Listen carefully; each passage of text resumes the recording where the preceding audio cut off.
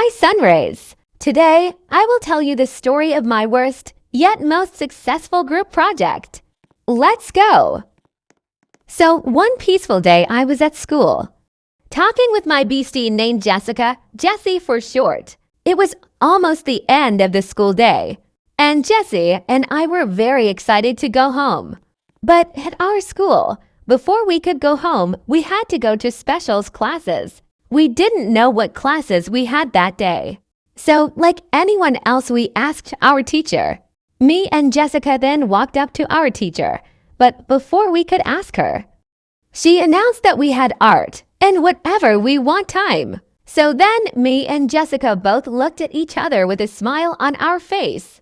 The reason we were smiling is because we are both very good at art. And whatever we want time was even easier. So we waited about 5 minutes, then the teacher walked with us to art. Then said to have the art teacher walk us back for whatever we want time. So then we started walking to art, and on the way, a boy in my class named Charlie said he was hurt. Luckily, on the way to art class, we passed the nurse's office. Charlie walked in and got an ice pack. Then we continued walking. After 2 minutes, we were in the art room.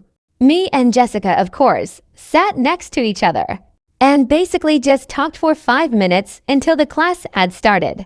The teacher then said we had to design an arcade game with no money, but she said we would need to do it with a partner. So I obviously wanted Jessica as my partner, so I went to find her. She was asking other people if they wanted to partner up by the art supplies. So I ran over and asked Jessie if she wanted to be my partner. Jessie then said, "Of course." So we started our project. We had no idea what we wanted to do, so we opened our computers and looked up Paper Arcade. We then saw a very cool game that caught my eye. The problem is, it was made with cardboard, but maybe the art teacher had extra. The game was a cardboard, almost fully automatic basketball shooting game. The best part was that we didn't need any metal engines or anything like that. Jessie and I turned around only to see the class cutting up cardboard, paper, plastic, cups, and more. The worst part was that half the class was already done. Me and Jessie thought we probably can't get much done in the 10 minutes we have left. So we decided to look at the picture and see what we might need. I accidentally clicked the photo and a video came up. The video was a tutorial on how to make the game. Me and Jessica had just enough time to watch the video, then class was over. We each decided on stuff that we could bring, such as boxes, water bottle caps, and scissors. I told Jessica I would bring the boxes, and she could bring the caps and scissors. The next week on Monday, we had art again.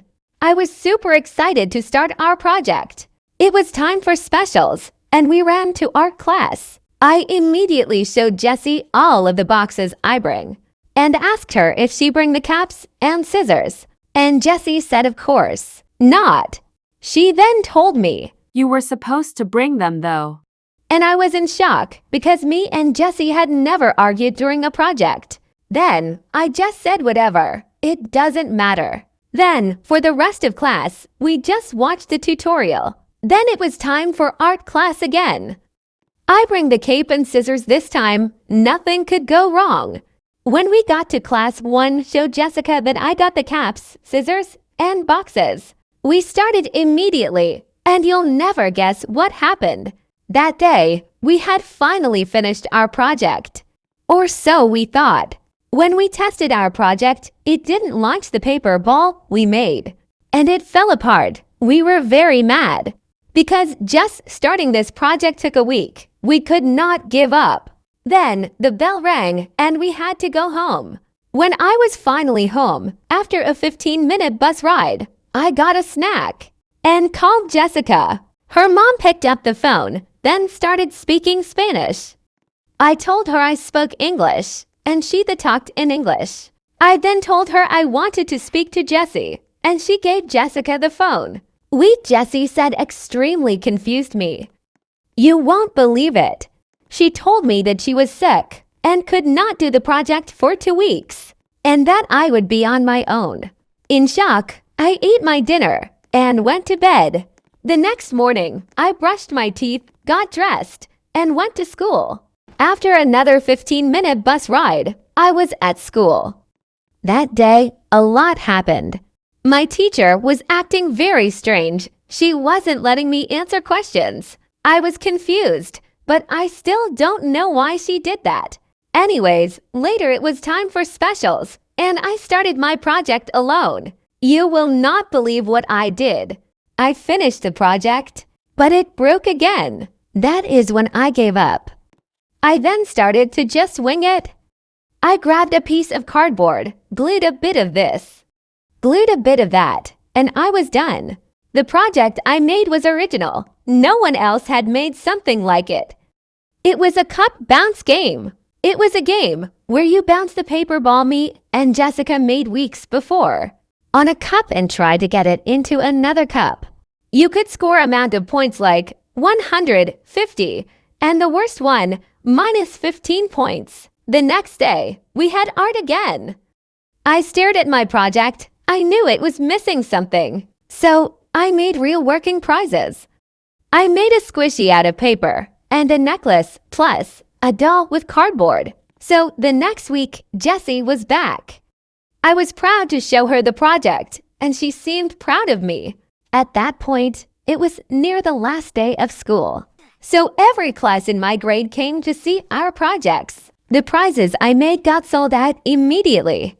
But Jessica told everyone she did it all. That is how I lost my friend and my worst best group project by Sunrays.